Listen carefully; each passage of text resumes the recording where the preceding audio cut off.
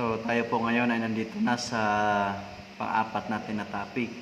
So last meeting ay ating pinag-aralan ang The Battle of God and the Gods. So ngayon naman ay ating pag-aralan ang wilderness wandering. So ating nakikita mga anak, sa last meeting natin na discussion, ang Israelites, sila ay nakalabas na sa Egypt. Nakatawid na sila sa Red Sea at nakita natin na nalunod ang lahat ng mga Egyptian armies doon sa Red Sea. So ngayon naman, andun na sa nakatawid na. Sila na ngayon ay maglalakbay papunta sa Palestine.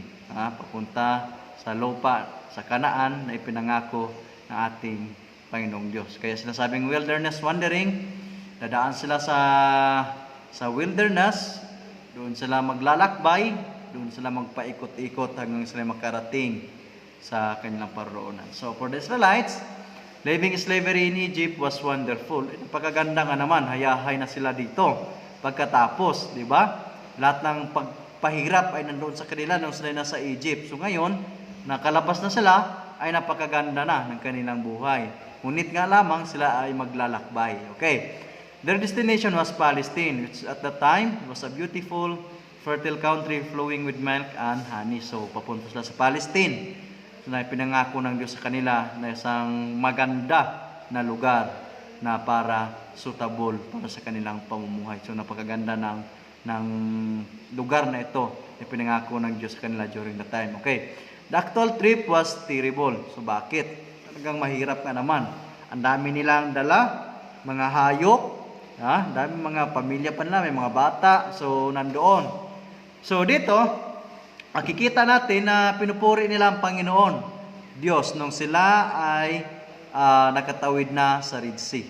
Nung nakatawid na sila doon, so pinupuri nila ang Panginoon sapagkat sila ay nakita nila kung gaano kabuti ang Diyos sa kanila. Ngunit, makikita natin dito, sa pamagat pala ng grumbling, makita natin na sila ay nagrereklamo. Maraming rereklamo. So atin yung titingnan sa ngayon. Only 3 days before, the Israelites were joyously singing praises for God's deliverance from the Egyptian army. So makita natin pagkatapos nilang papurihan ng Diyos ng 3 araw, talagang napakasaya nila, pinupuri nila ang Diyos. Ngunit dito, makikita natin kung ano na magiging response nila sa kanilang paglalakbay. Israel could find only bitter water at Mara. Everybody was desperately thirsty, so were thousands of cattle, sheep, and goats. So makita natin, dahil mapait ang tubig sa kanilang dinadaanan, nauuhaw sila. Diba? Nauuhaw sila. Ngunit hindi lang sila, pati ang mga hayop na kanilang dala ay nauuhaw rin.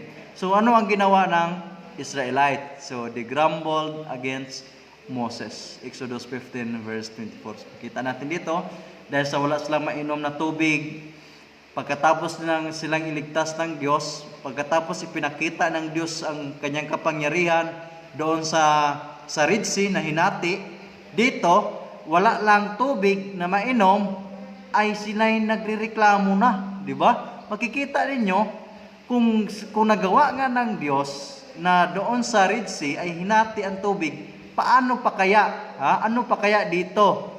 Hindi ba kaya ng Diyos mag-provide ng tubig? Di ba?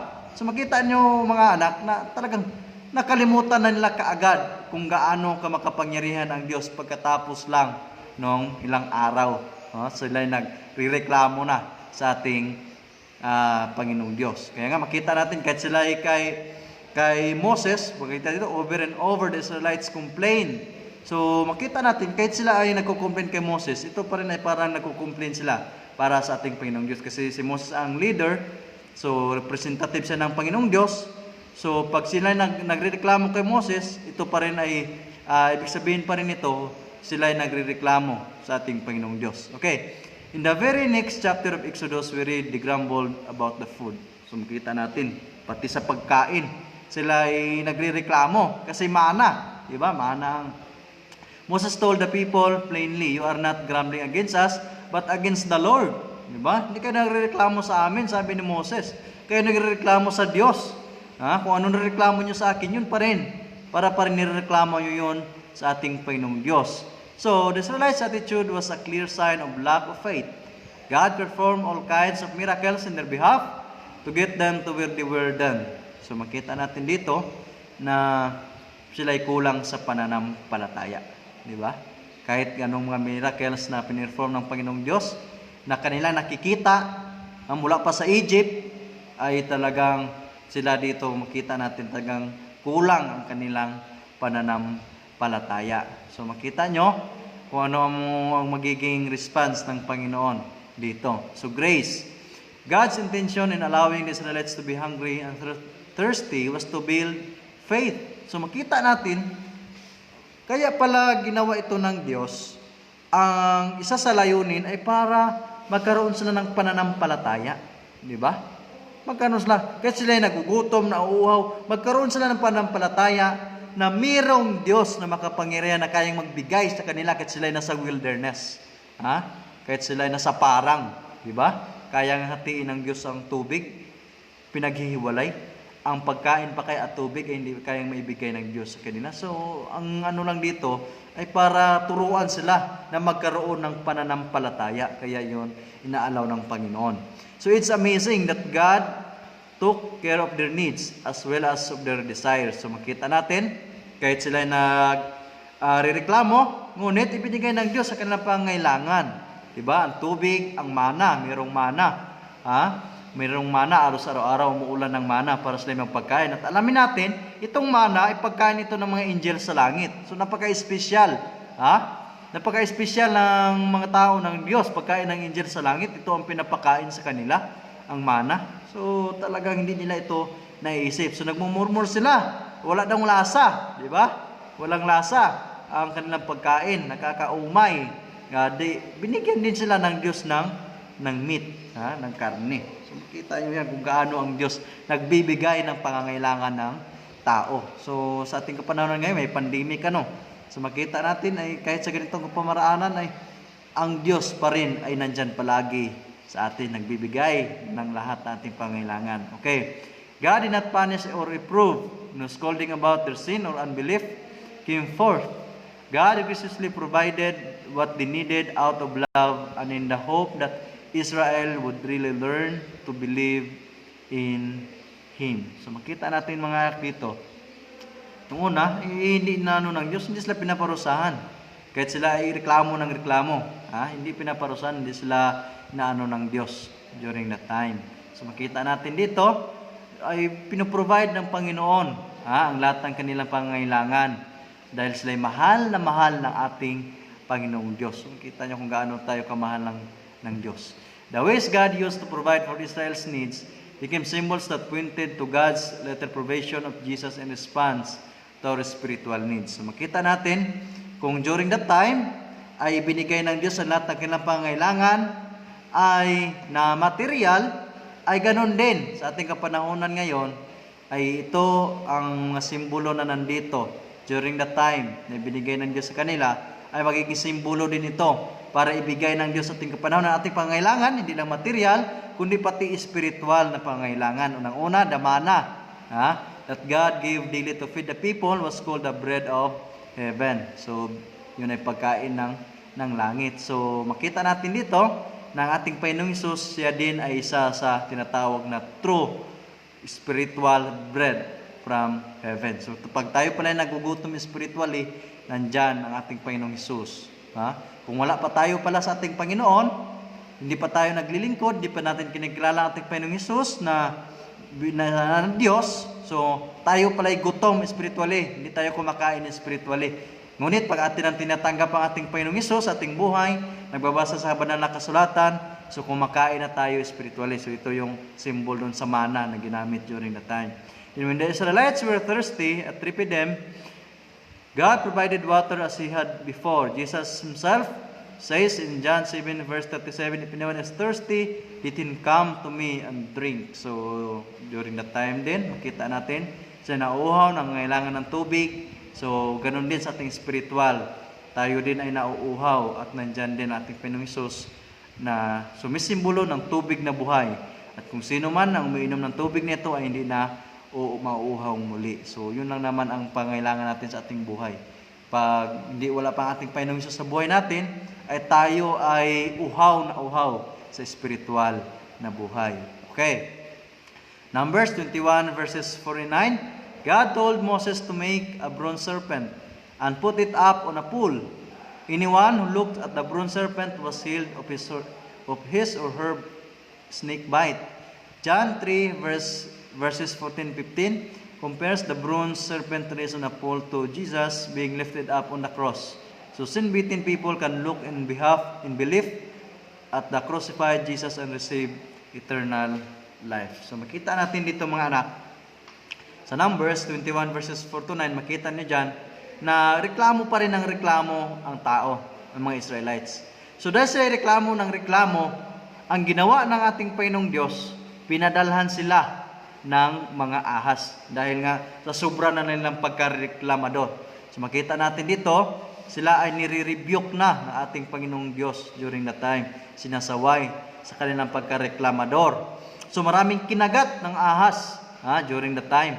Maraming kinagat pag inyong basahin ng Numbers. So ngayon sila ay nagsisisi. Nagsisisi during the time. Lumapit sila kay Moses. Moses, ano aming gagawin? Maraming ahas. Sila ay nagsisisi na sa kanilang pagkareklamador. So ang ginawa ni Moses, ang sabi ng Diyos, Panginoong Diyos kay Moses, gumawa ka ng bronze serpent o ahas, bronze na ahas. Ilagay mo dyan sa iyong tungkod, sa dulo, at kung sino man ang makagat ng ahas, pag sila'y tumingin doon sa ahas na ginawa ni Moses, nandun sa kanyang tungkod, sila ay mabubuhay. Hindi sila mamamatay. So makita niyo mga anak, ating ding Panginoong Hesus, sa ating kapanahonan ngayon, ay napako doon sa krus ng Kalbaryo. At kung sino man ang tumingin doon sa krus, na kung saan ay pako ang ating Panginoong Hesus, ay siya rin ay magkaroon ng buhay na walang hanggan. Ibig sabihin nito, pag atin tatanggapin ang ating Panginoong Hesus sa buhay natin at maglingkod sa Kanya, at ipakita natin, tayo manampalataya sa Kanya, ay tayo rin ay magkakaroon ng buhay na walang hanggan. Lalo na sa panahon ng Kanyang pagbabalik. Okay. Getting organized.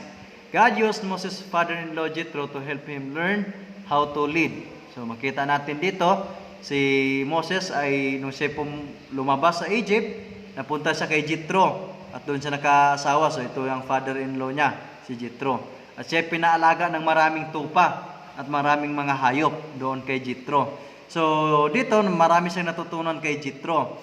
Jethro told Moses he could not do it alone, which was true. So sabi ni Jethro, hindi mo yan magawang mag-isa.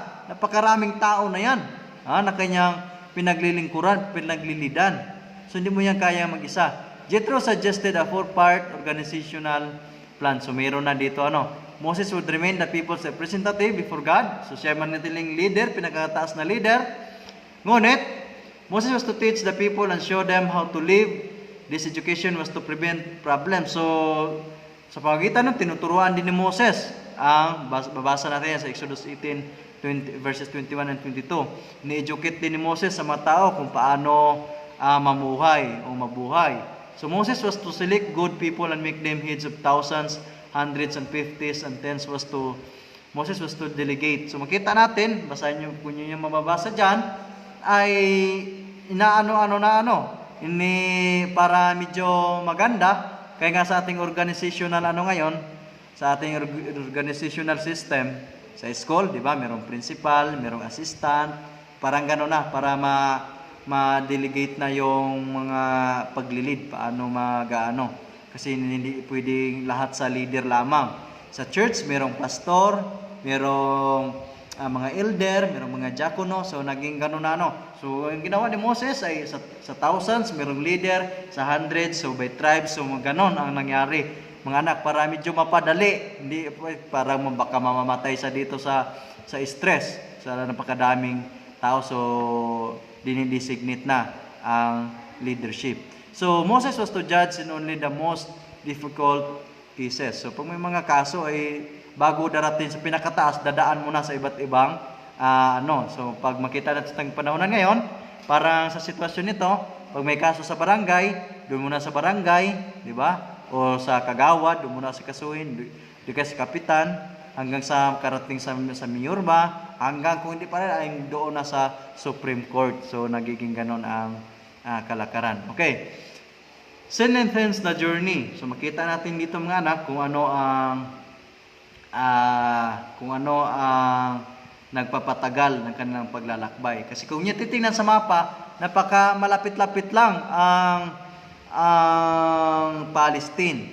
So, Palestine is not that far from Egypt. So, hindi siya ganun kalayo. At least less than 200 miles from the borders of Egypt to the frontiers of Palestine. So, makita nyo, less than. Ibig sabihin, hindi talaga umaabot ng 200 miles.